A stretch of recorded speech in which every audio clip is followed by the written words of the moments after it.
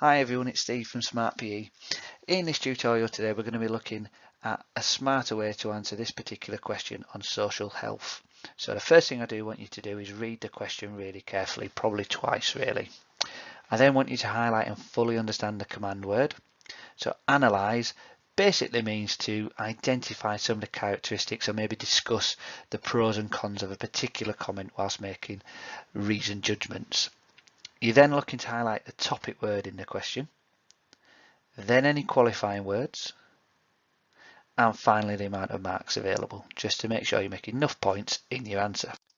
So as the question is an analyse question, it is going to be looking at an assessment objective 3 response, and that sometimes requires a little bit more than an assessment objective 1 response.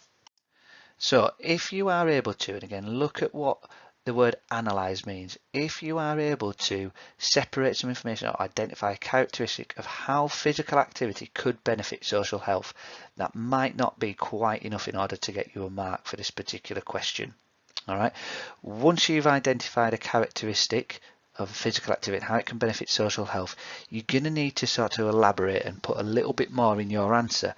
So a good way of doing it is by using linking words, and linking words like by or so or because, in order for you to fully develop your answer and give a proper assessment objective 3 response. Also, analyse means that you can discuss the pros and cons of a topic. Okay, but in this particular question, it does ask you about how physical activity can benefit.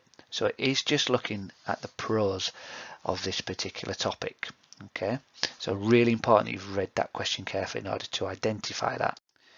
And finally, like I said, there's 4 marks available for this. So you are going to need to identify 4 ways that physical activity can benefit social health. Okay, so use your smart cards if you need to help you answer this question, and good luck.